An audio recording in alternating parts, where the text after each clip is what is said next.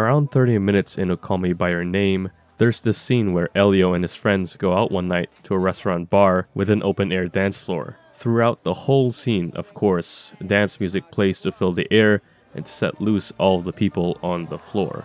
Specifically, Lady, Lady, Lady by Joe Esposito off the original soundtrack for 1983's Flashdance. And as the scene goes on, the music starts to take our ears by hostage. And then it takes the narrative hostage. And finally,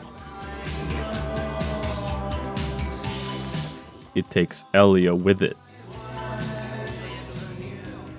Summer has always been synonymous with the aura of nostalgia. As the season starts to get colder, we not only reminisce about those warmer days, but times when we were freer and less secluded. But how does film tie into this relationship we have with summer nostalgia? Well, let's take a look at 3 different films across 3 different eras.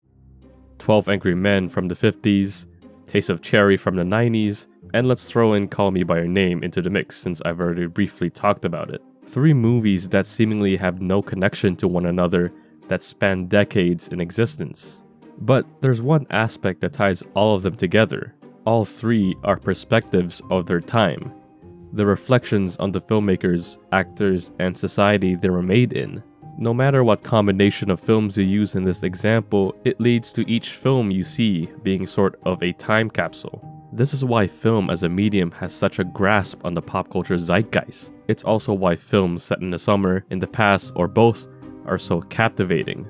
Of course, the same effect can come with other seasons or even those that are set in the future, but these kinds of nostalgic movies have a far stronger effect, being that they're crafted in societies and times that we're personally familiar with, and those that have a solid bedrock for storytelling. Usually these also hit harder emotionally as they have a human connection that the audience can latch onto. Specifically, stories about our maturity, young love, or freedom for the sake of being free. It gives people a common ground perspective on the film. I think that's the reason why these sets of films create such a lasting effect. They're seen as these free-moving open sandboxes that are stuck in such a distinct and memorable part of our lives, such is the laid-back summer season. Take the 1967 dramatic comedy The Graduate, for example.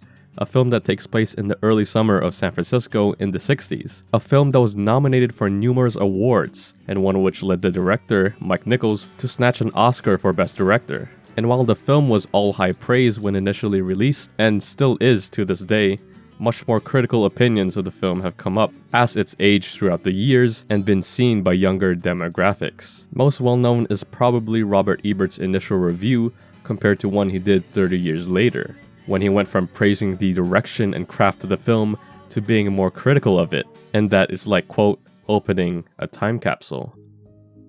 There's something to be said about movies like Adventureland, Dirty Dancing, and Risky Business, while being nowhere near labeled as great films, are cult-like movies that hold a space in pop culture. And especially for films like Before Sunrise, Do the Right Thing, and Moonrise Kingdom, all of which are still being talked about and constantly being called back on and referenced in modern media for their atmosphere and vibe. Summer films will always have a place for me as these time capsules that are stored for future nostalgic highs of our youth, my youth, years or even decades that I've never even personally experienced but are strongly relatable. The charm that was once used to make these films has only marinated its existence since. Their effect has amplified in message, demographic, and perspective. And they're not seen as jaded or outdated. Instead, they're seen as perpetual mosaics, frozen in time, only in motion once it starts to get warmer. This was a piece of media. Thanks for watching.